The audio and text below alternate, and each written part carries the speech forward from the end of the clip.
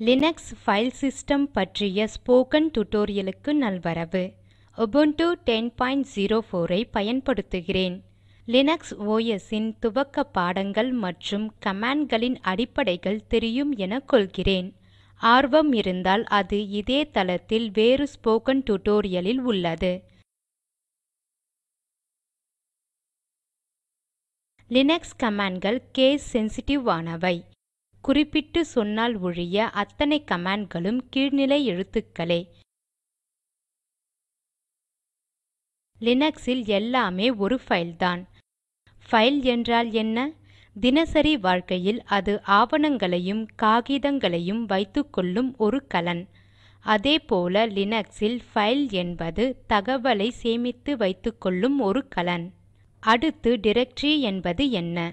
Directory என்பது ஃபைல்களையும் sub டிரக்டரிகளையும் சேர்த்தது. ஒரு டிரக்டரி நம் ஃபைல்களை ஒரு முறையாக அடுக்கி வைக்க உதவுகிறது. இது விண்டோஸில் நாம் ஃபோல்டர் என்று சொல்லும் அதேதான். இது பிரத்யேகமான மற்றவர்களால் அணுக மாற்ற முடியாத ஃபைல் டிரக்டரிகளை வைக்க உதவுகிறது. மேலும் டிரக்டரிகள் இல்லை எனில் ஒவ்வொரு ஃபைலுக்கும் தனித்தனி பெயர்கள் வேண்டியிருக்கும்.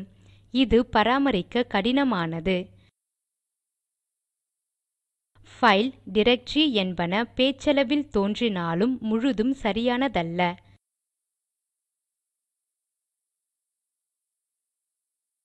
ஃபைலுக்கு உள்ளடக்கம் தவிர ஒரு பெயர், சில பண்புகள், மேலாண்மை தகவல்கள் உள்ளன.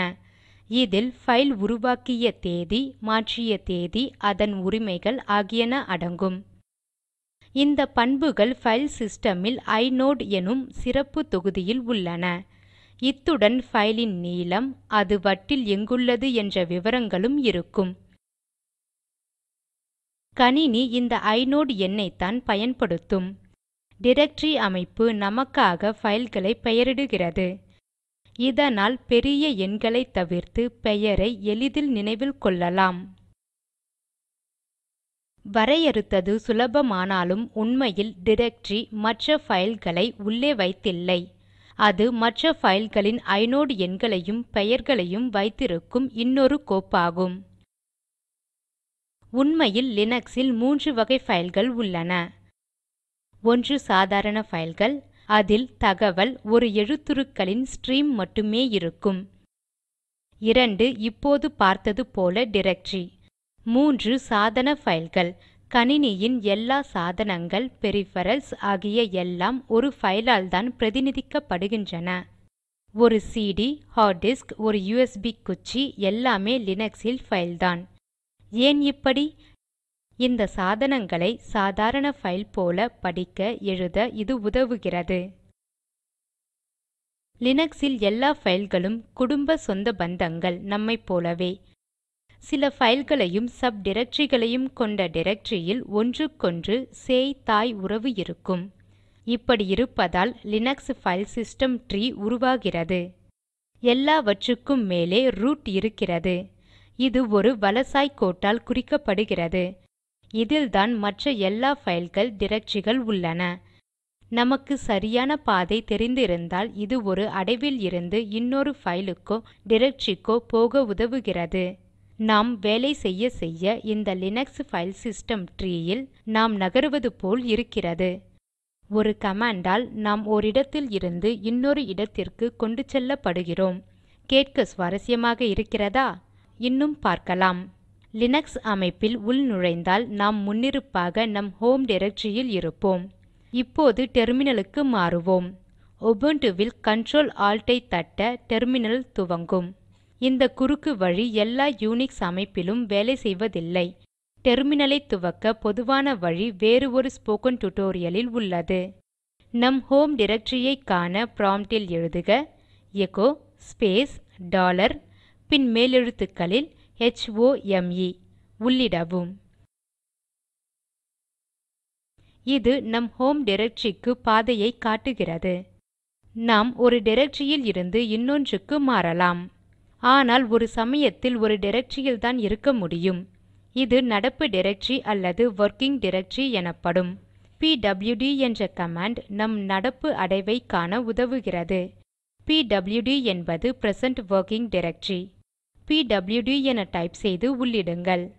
இப்போது இதுவே நம் present working directory. ஒரு டைரக்டரியில் இருந்து இன்னொரு டைரக்டரிக்கு போகலாம். இதற்கான கமாண்ட் சிடி. சிடி என எழுதி செல்ல வேண்டிய அடைவின் முழு பாதை பெயரை எழுத வேண்டும். pwd என உள்ளிட்டு நடப்பு அடைவை காணலாம்.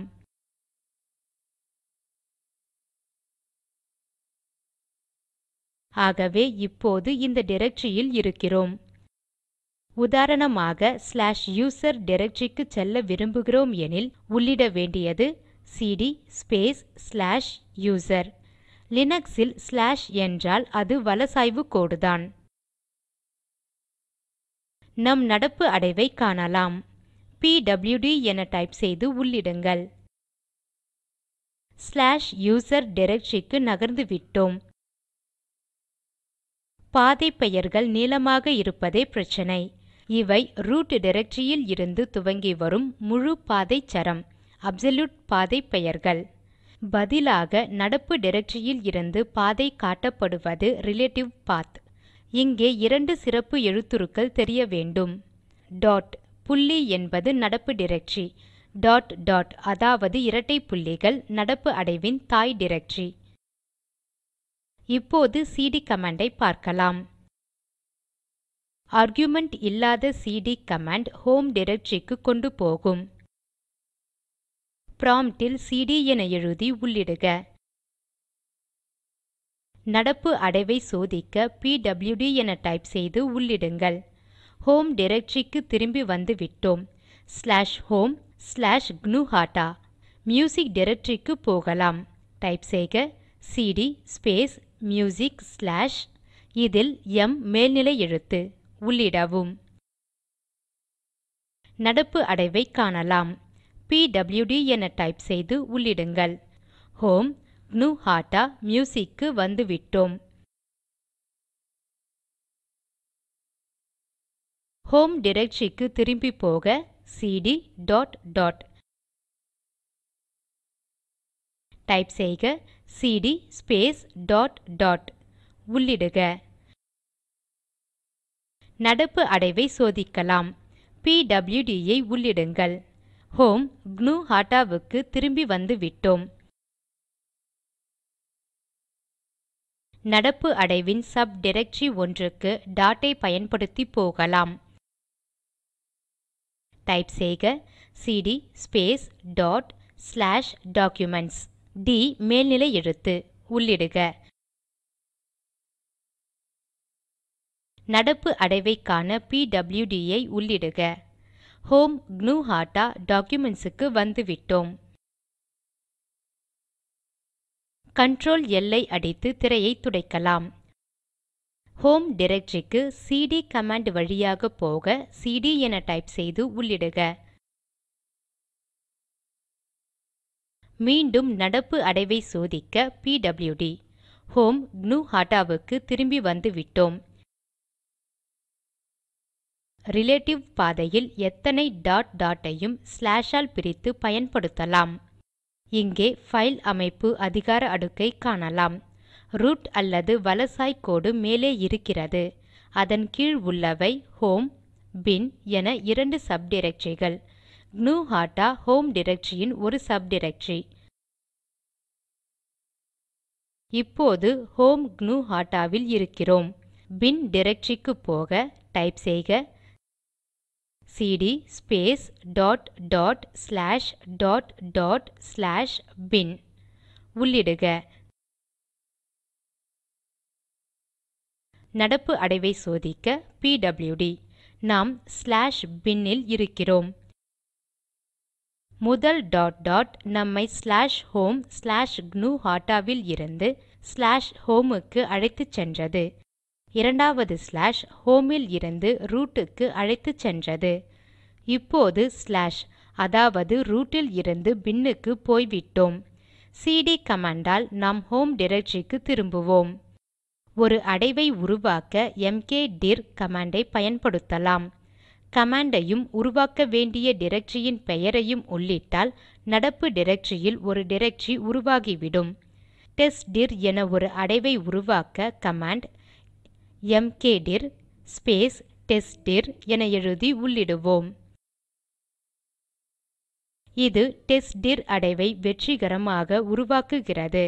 ஆனால் உருவாக்கியதையோ அழித்ததையோ தெளிவாக தெரிவிப்பது இல்லை. பிழை செய்தி இல்லை எனில் வெற்றிகரமாக முடிந்தது என்று பொருள். இந்த கணினியில் ஃபைல் எழுத அனுமதி உள்ள இடத்தில் அப்சொல்யூட் அல்லது ரிலேட்டிவ் பாதையை கொடுத்து டிரக்டரியை உருவாக்கலாம். அதே பெயரில் ஏற்கனவே டிரக்டரி இருக்கக்கூடாது. இந்த வழியில் பல டிரக்டரிகள் அல்லது டிரக்டரி அதிகார அடுக்கு கூட உருவாக்கலாம். உள்ளிடுக mkdir space test one space test two.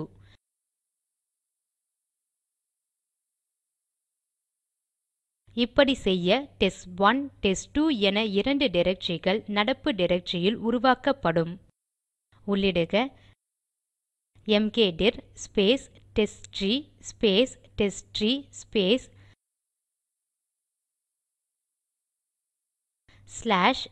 /test3. இது டெஸ்ட்ட்ரீ என்ற டிரக்டரி ஒன்றையும் அதன் உள்ளே டெஸ்ட்3 என்ற சப் டிரக்டரியையும் உருவாக்கும். டெஸ்ட்டிர் டெஸ்ட்1 டெஸ்ட்2 டெஸ்ட்3 என மூன்று டிரக்டரிகளை நடப்பு டிரக்டரியில் உருவாக்கினோம். கடைசி டிரக்டரியில் டெஸ்ட்3 என்ற சப் டிரக்டரி இருக்கிறது.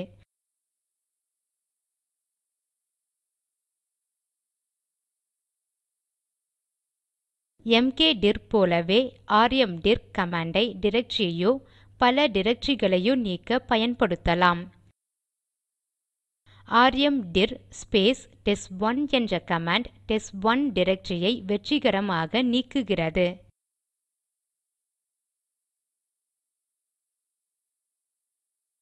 ஒரு டிரக்டரி நீக்கப்பட நாம் அதன் சொந்தக்காரராக இருக்க வேண்டும். நடப்பு டிரக்டரி அடுக்கில் நீக்க வேண்டிய டிரக்டரிக்கு மேலே இருக்க வேண்டும். அது காலியாக இருக்க வேண்டும். உள்ளிடுக சிடி ஸ்பேஸ் டெஸ்ட்ட்ரீ /test3.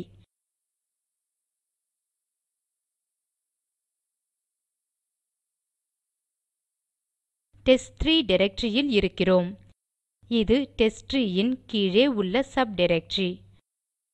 இங்கிருந்து டெஸ்ட்டிர் அடைவை நீக்க முடியுமா என்று பார்க்கலாம்.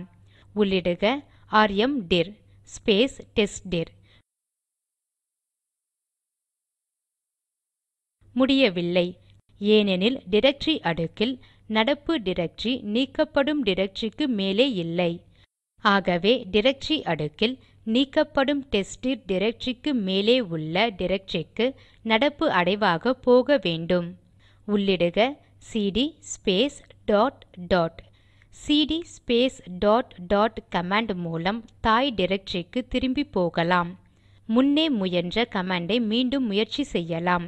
உள்ளிடுக rmdir space test dir. Test dir directory வெற்றிகரமாக நீக்கப்பட்டது. அது காலியாக இருந்தது என்பதை நினைவு கொள்க. ஒரே நேரத்தில் பல டிரக்டரிகளும் அல்லது ஒரு டிரக்டரி அடுக்கும் கூட நீக்கப்படலாம். டெஸ்ட்3 என்ற சப் டிரக்டரி உள்ள டெஸ்ட்ட்ரீ ஐ நீக்குவோம். உள்ளிடுக rmdir space test tree space testtree /test3.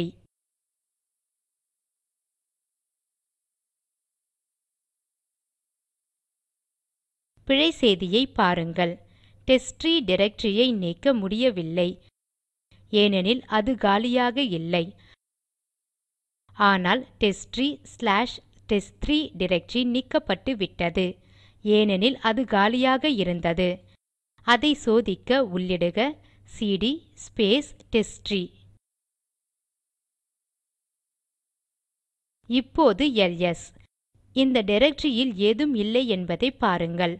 ஆகவே டெஸ்ட்3 டிரக்டரி நீக்கப்பட்டது.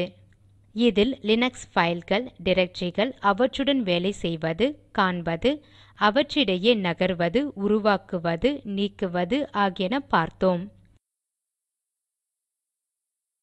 இத்துடன் இந்த டியூட்டோரியல் முடிகிறது. ஸ்போக்கன் டியூட்டோரியல் பாடங்கள் டாக் டு எ டீச்சர் திட்டத்தின் முனைப்பாகும். இதற்கு ஆதரவு இந்திய அரசு துவக்கிய ஐசிடி மார்ட் மூலம் தேசிய கல்வித்திட்டத்தின் வழியே கிடைக்கிறது. இது குறித்து மேலும் விவரங்களுக்கு இங்கே செல்லுங்கள். மொழியாக்கம் கடலூர் திவா. நன்றி.